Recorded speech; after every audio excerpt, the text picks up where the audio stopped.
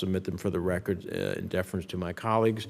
Senator Risch went to vote, and so I will recognize Senator Romney at this time. Thank you, Mr. Chairman.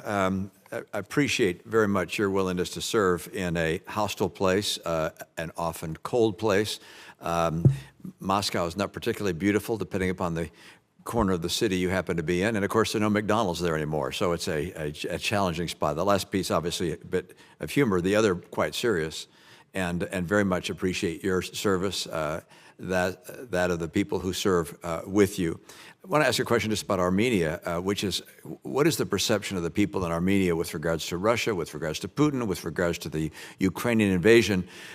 How do they see that, and do you believe that's shared by other of the former Soviet states, but particularly with regards to Armenia? What is the perspective there? Senator, thank you.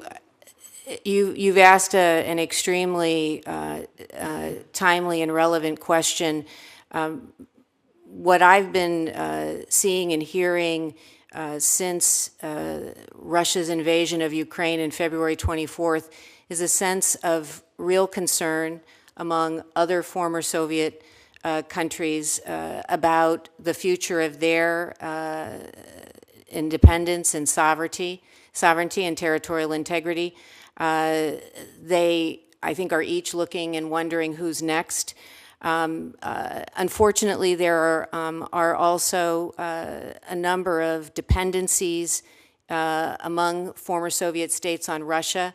I think the United States and Armenia, and with the support of Congress, has thankfully been able to work on reducing some of those dependencies and to be looking in a more westward direction.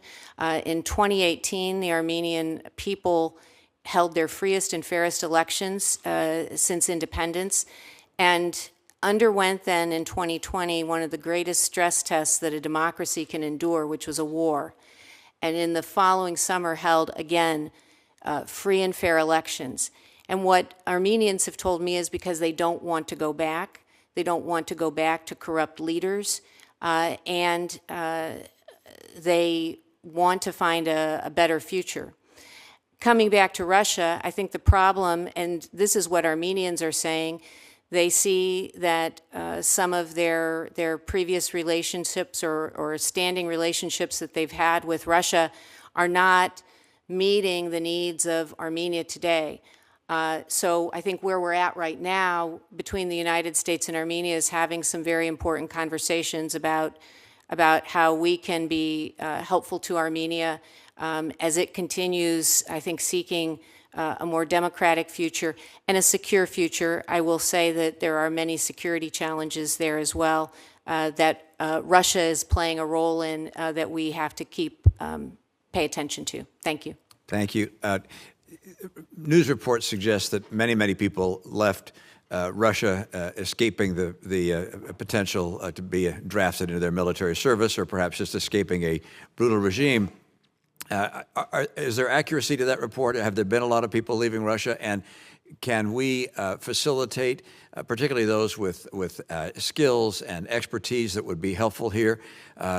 Can you and can our effort continue to facilitate the immigration of people who wish to come to this country to make that easier and a source of strength for us?